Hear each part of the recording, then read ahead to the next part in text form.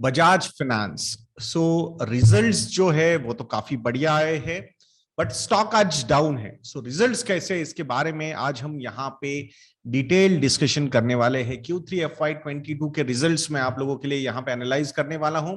So video शुरू करने से पहले आप लोगों को एक बार रिक्वेस्ट कर दूं कि एटलीस्ट 5000 लाइक्स का टारगेट हम इस वीडियो के लिए रख रहे हैं। एंड वन मोर अपडेट, अपने जो मॉडल पोर्टफोलियोज है उन मॉडल पोर्टफोलियोज का इंप्लीमेंटेशन आप लोग हमारी वेबसाइट investetna.in से आप कर सकते हो। इन्वेस्ट नाउ का बटन वहां पे एक्टिवेट करवा दिया गया है। तो स्मॉल केस के साथ पूरा टेक्नोलॉजी का इंटीग्रेशन हो चुका है। You can go and implement those portfolios. Rebalancing specifically बहुत ही आसान हो गई है आप लोगों के लिए। मैं आशा करूंगा आप जरूर उसका लाभ उठाएंगे। सो एक 5 पॉइंट एनालिसिस में बजाज फाइनेंस का आप लोगों के सामने यहाँ पे प्रेजेंट करने वाला हूं, जिसमें Q3 FY22 के रिजल्ट्स कैसे ये पहले डिस्कस करेंगे, नंबर्स, देन लायबिलिटी फ्रेंचाइज कितनी स्ट्रांग है बैंक की, सॉरी एनबीएफसी की, इसके बारे में बात करेंगे। AUM मिक्स कैसा है इस पे भी डिस्कशन करेंगे। की रेशियोज एंड एसेट क्वालिटी, ऐसे 5 पॉइंट्स में यहाँ पे आप लोगों के सामने कवर करने वाला हूं।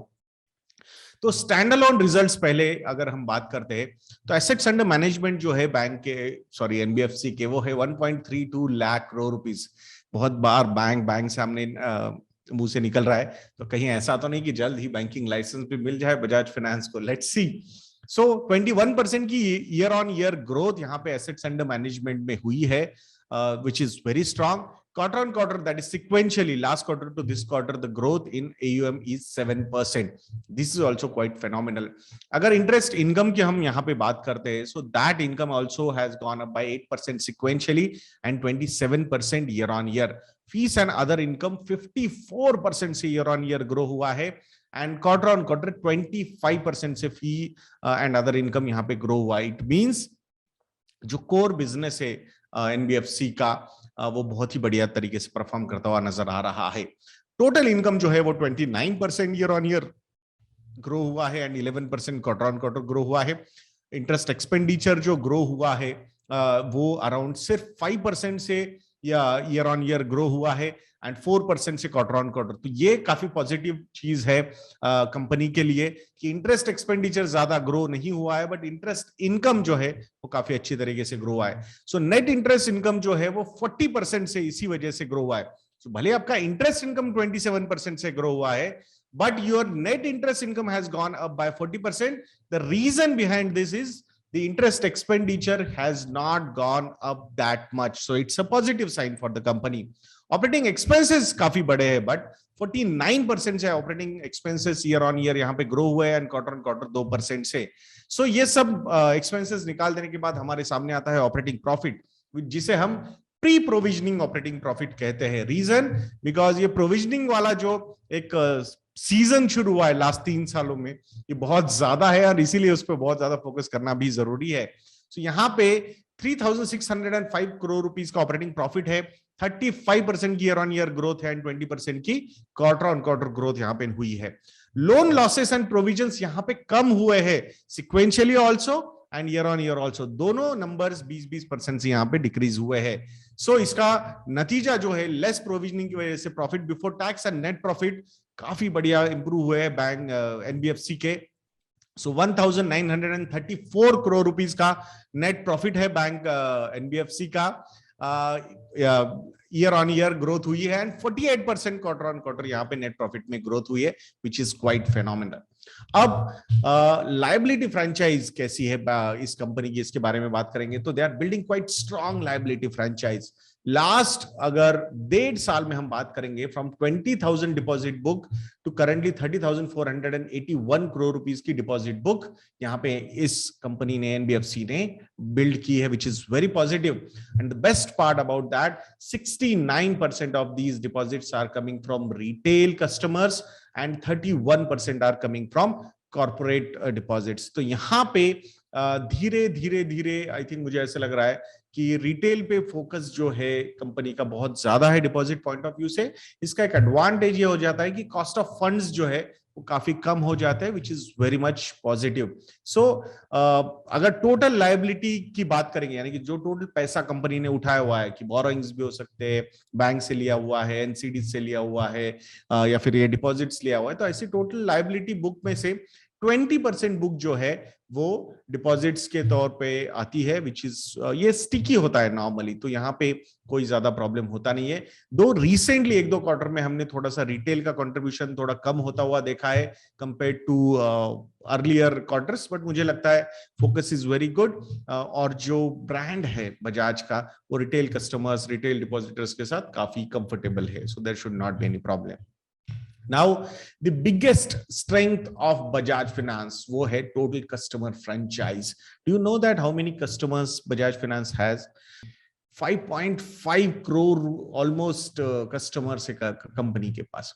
लास्ट क्वार्टर में उन्होंने 25,60,000 नए कस्टमर्स ऐड किए हैं, और कंपनी का टारगेट है कि रेगुलर बेसिस पे they want to keep on adding at least 80 to 90 lakh customers per annum. पहले ये जो उन्होंने एक गाइडेंस दिया था कि कितने कस्टमर्स वो ऐड करेंगे annually, that was around 70 to 80 lakhs, but now they are saying 80 to 90 lakh customers they are going to add every year. So this is very strong guidance the company has given. अब जो इनके track record है, अगर last 2 quarter के track record की हम बात करते हैं तो 2.35 मिलियन यानी कि 23 लाख सितंबर वाले क्वार्टर में इन्होंने नए कस्टमर्स ऐड किए और 25 लाख इस क्वार्टर में। So it is quite possible, I feel, looking at what they give guidance, तो एक्चुअली जो अचीवमेंट होता है बहुत बार वो ओवर अचीव कर देते हैं अपने target, so that's a very positive sign from the shareholders point of view. So यहां पे टोटल न्यू लोन्स बुक्ड कितने हैं, तो 7.44 मिलियन यानी कि 74 लाख नए लोन्स उन्होंने दिए हैं in the quarter of December 2021।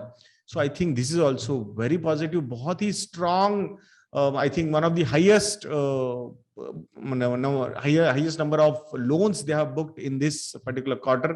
तो आई फील कि ये फ्रेंचाइज जो है, क्रॉस सेलिंग की भी फ्रेंचाइज अगर हम देखेंगे, so which is very very strong. So इसीलिए मुझे लगता है this is one company I think it should be on continuously on your radar, that's what I feel. So total customer franchise 5.53 crore. Last year same quarter it was 4.63 crore. So 20% year on year growth हुई है, and quarter on quarter also 5% की growth यहाँ पे customer franchise में हुई है। Cross sell का जो फ्रेंचाइज अगर आप देखोगे तो ऑलमोस्ट 3.12 करोड़ जो कस्टमर्स है वहां पे क्रॉस सेलिंग हुई है। Last year same quarter it was 2.52 crore. So यहाँ पे ईयर ऑन ईयर 24% से ये क्रॉस सेल का फ्रेंचाइज ग्रो होता हुआ दिखा है, and quarter on quarter also it is 6%। So total cross sell as a percentage of total franchise अगर हम बात करते हैं तो 56.5% का ये नंबर है, यानी कि रिपीट कस्टमर्स जो है कंपनी के पास वो बहुत ज्यादा है। सो ऐसा नहीं कि एक बार कस्टमर आया और बाद में आ ही नहीं रहा है, तो 56.5% कस्टमर्स वापस आके इनके साथ कुछ ना कुछ बिजनेस कर रहे हैं, लोन ले रहे हैं, कुछ ना कुछ कर रहे हैं। तो I think this is very positive. Then comes the cost of funds. तो कंसिस्टेंटली इन्होंने अपने कॉस्ट ऑफ फंड्स यहाँ पे डिक्रीज किए हैं from 9.47% in March 2016। Continuously, almost every quarter, the cost of funds have gone down. Currently, it is at 6.72%. और इसका reason क्या है कि भाई इनकी जो लायबिलिटी मिक्स है वो बहुत ही बढ़िया तरीके से वो डिपॉजिट्स की तरफ टिल्ट कर रहे हैं, जिसकी वजह से लो कॉस्ट ऑफ फंड्स में उसका रिजल्ट हो रहा है। बैंक के लोन्स जो है वो वहां पे आई थिंक उनकी जो डिपेंडेंसी है वो कम करते हुए दिख रहे हैं यहाँ पे, that is also very positive. बाकी liquidity buffer as a percentage of total borrowings की हम बात करेंगे, so currently that percentage is around 12.05%। So liquidity buffer normally ये जितना कम हो उतना company aggressively they are lending, that's what we can say. So I think ये उनकी जो रिसेंट रेंज है लास्ट 12 to 18 मंथ्स की, वहीं पे वो फॉलो करने की कोशिश कंपनी की तरफ से हो रही है। इन जून 2021 the company had paid down over 5,600 crore rupees to various banks to optimize cost of funds. तो यहाँ पे जैसे हमने बताया आपको कि फॉलोइंग बैंक लोन मिक्स, तो बैंक लोन्स को वो कम कर रहे हैं। तो रिसेंटली उन्होंने ऑलमोस्ट 5,600 करोड़ रुपीस का लोन भी क्लोज किया है वेरियस बैंक के साथ, सो वो भी उसकी वजह से भी कॉस्ट ऑफ फंड्स नीचे आए हैं। And in December 2021 quarter company raised 2,722 crore rupees via non-convertible debentures अब ये लो इंटरेस्ट रेट पे मिल रहे हैं तो definitely why they will not go there. So I think this is also very positive thing जिसने कॉस्ट ऑफ फंड्स यहाँ पे company के नीचे लाए हैं. अब जो एसेट मिक्स की एयूएम मिक्स की बात हम करते हैं तो यहाँ पे सबसे बड़ा पेन पॉइंट कंपनी का था ऑटो फाइनेंस या बजाज ऑटो. वैसे देखा जाएगा तो मेन कंपनी थी इनके ग्रुप की, अब तो बजाज फाइनेंस ही लगती है, बट ऑटो फाइनेंस में एनपीएस बहुत क्रिएट हो रहे थे तो इसकी वजह से ईयर ऑन ईयर यहाँ पे डिक्रीज हुआ है ऑटो का loan book from 12,707 crore rupees to 10,620 crore rupees. But sales finance और कंज्यूमर B2C और rural sales finance, rural B2C, SME lending, commercial lending, हर जगह पे आपको नंबर्स नजर आ रहे होंगे. 46%, 25%, 64%, 31%, ऐसे पॉजिटिव ग्रोथ उस एयूएम में हमें नजर आ रही है. तो भले ही एक बड़ा कंट्रीब्यूटर जो है ऑटो फाइनेंस है उस पर थोड़ा सा स्लो हुआ है कंपनी, बट मुझे लगता है there is nothing wrong because जहां पे एनपीएस क्रिएट हो रहे थे वहां की थोड़ी डिपेंडेंसी कम करने की कोशिश कंपनी की तरफ से यहाँ पे हो रही है. टोटल जो कंसोलिडेटेड एयूएम मिक्स है कंपनी का वो 1.81 लाख करोड़ रुपीस का, ये भी 26% से ईयर ऑन ईयर ग्रो हुआ है from 1.43 lakh crore rupees. This is a really big assets under management का बुक है, ये एयूएम बुक है कंपनी का. बीइंग एन एनबीएफसी बहुत सारे बैंक्स को भी यहाँ पे बजाज फाइनेंस चैलेंज करता हुआ नजर आ रहा है हमें. सो आई थिंक ये जो है एयूएम मिक्स कंसोलिडेटेड जो आपको चार्ट नजर आ रहा होगा, सो क्लियरली यहाँ पे आपको नजर आएगा मॉर्गेजेस जो है हाउसिंग फाइनेंस इंक्लूडेड तो वो 32.2% है, कंट्रीब्यूट करता है total AUM mix. Then comes B2C customer consumer B2C जो जिसमें तो मेन रिवोल्यूशन कंपनी ने लाया है, सो दैट कंट्रीब्यूट्स अराउंड 20.1%. और बाकी के percentages SME lending number 3 position पे आता है, सेल्स फाइनेंस 4th पोजीशन पे आता है. बाकी ये नंबर्स आपको आपके स्क्रीन पे नजर आ रहे होंगे और उसकी ग्रोथ भी कितनी ईयर ऑन ईयर ये भी आपको वहां पे नजर आ रही होगी.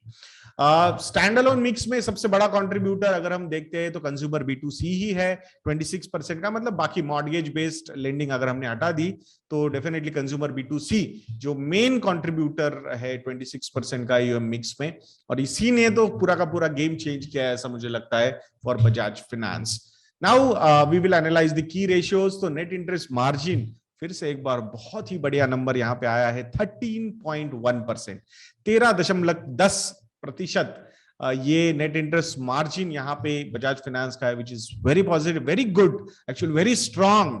I'll say cost to income ratio has gone down from 38% to 34.70%, which is very good. Operating efficiency बढ़ रही है, मतलब कंपनी की.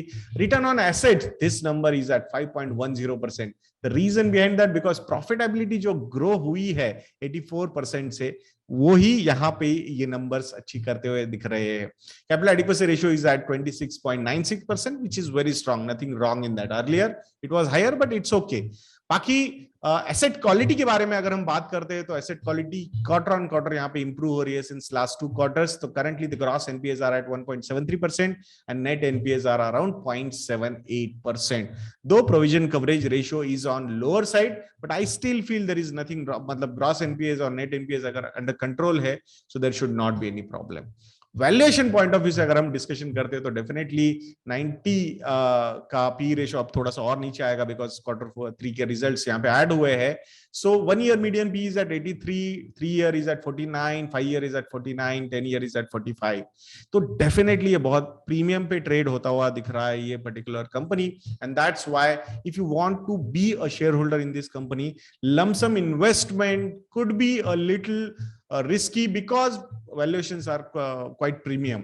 बट ये कंपनी रडार पे होनी चाहिए और स्टैगर्ड वे ऑफ इन्वेस्टिंग का एक थॉट प्रोसेस इस कंपनी के शेयर होल्डिंग में होना चाहिए. Though it is not a direct advice, but if you want to know whether Bajaj finance is a part of model portfolio और नॉट, तो आप मॉडल पोर्टफोलियो को सब्सक्राइब कर सकते हैं और कितना एलोकेशन लेना है ये भी शायद अगर वहां पे होगा तो आपको पता चल जाएगा. मैं आशा करूंगा आप मॉडल पोर्टफोलियोज को जरूर सब्सक्राइब करोगे. YADNYA ये प्रोमो कोड यूज कीजिए and get 30% discounts on our model portfolios. तो आशा करूंगा आप जरूर उसको विजिट, हमारी वेबसाइट को विजिट करोगे. तो ऐसे वीडियोस के लिए चैनल पे बने रहिए और नेक्स्ट वीडियो तक के लिए मुझे आज्ञा दीजिए दोस्तों. जय हिंद.